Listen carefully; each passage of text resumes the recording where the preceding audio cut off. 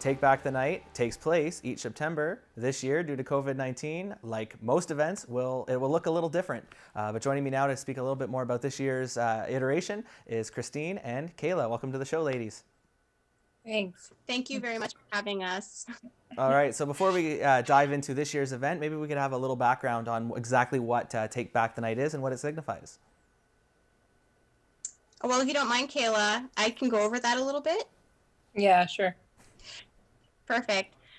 So Take Back the Night is supposed to be an awareness event that does take place across the world. Not everybody does it on the same day that we've chosen, but we try to be consistent, and a lot of people do hold it in September. It doesn't have the same form either across the world. Some people do marches like we did last year, was a march and a rally, but some do vigils. Some will have they will have speakers like we're going to be having, but that's more the focus of what they're doing. And so the idea behind Take Back the Night is just ensuring that we continue showing that we are, I don't want to use the word fighting because it's kind of counterintuitive, but that we're still aware that there are things that need to change when it comes to relationships. It's to help, let people know who have survived relationship abuse, sexual abuse, those kind of violences, that they're not alone and that there are a lot of resources available for them.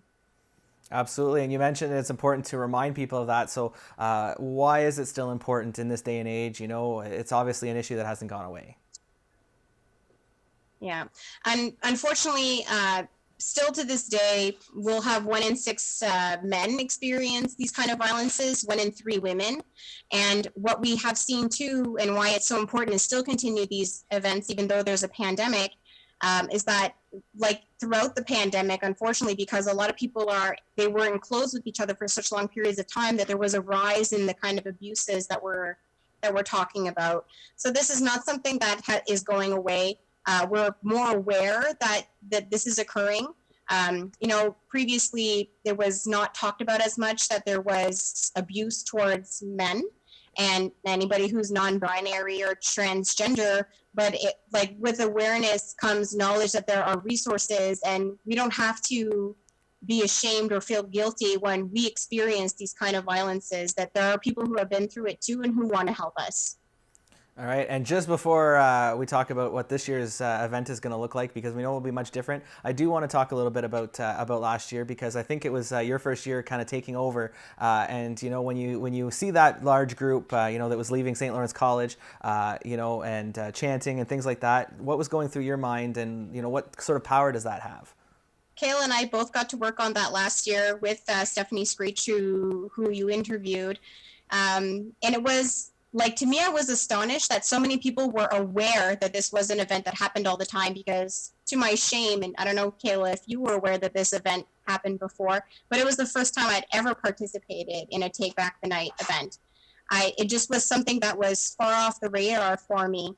And to see that there were people who not only knew what it was, but expected it to happen, and who were very happy to be there and to support the event, made me realize that there's a lot of people who are not, there's not just us, there's a lot of people who think that this is an important issue that needs to be talked about. What about you, Kayla? Yeah, same. Although I had heard of it, and it was an event that I had participated back in high school, I think it was, so many years ago, but it was nice that I actually got to participate in it, and Christine did an excellent job orchestrating it, and it was really nice to see that. It was overwhelming, actually, to see that Cornwall would support such a thing like that. Absolutely. Nice. So what will this year's look like?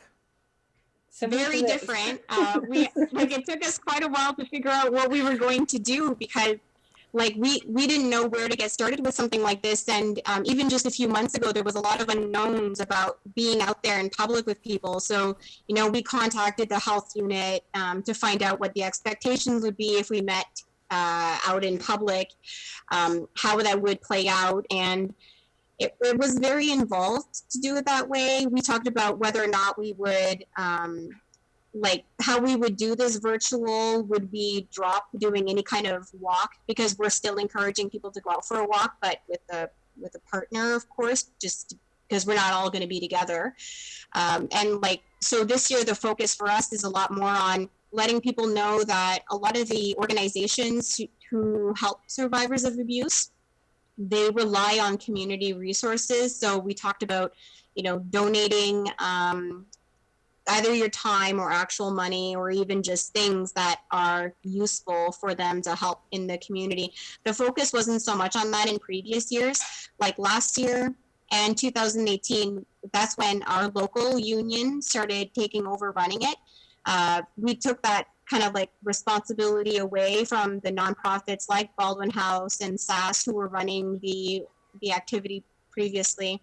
And now we're kind of just shifting more the attention on making sure that the community knows that those nonprofits can use our help, on top of the fact that that we're still wanting to create an awareness.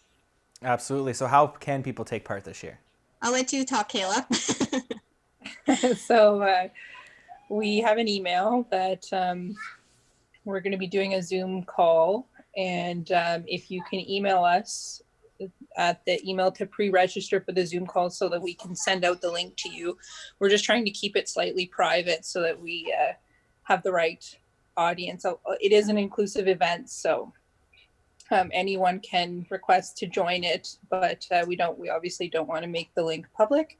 So if you could pre-register, that would be ideal. And Christine, I think you have the email address. Yeah, so our email is cornwall.takebackthennight, but we abbreviated it to tbtn@gmail.com.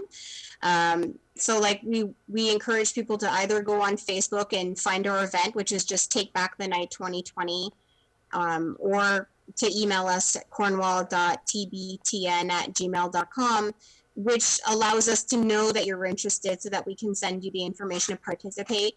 We do have speakers lined up.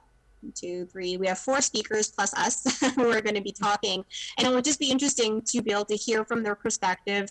Our hope is to focus more on how things have been different this year to offer services to people who are looking for them because of the pandemic. We want to hear from these nonprofits and other organizations like ASAP, like what they had to change in order to continue offering services to people.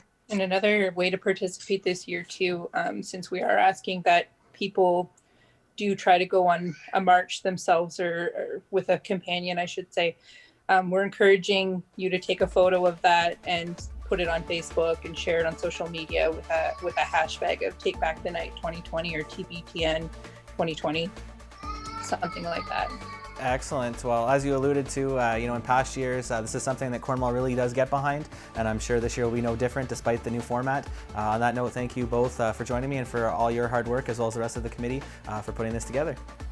Thanks for having us. Yeah, thank you for helping us share the word.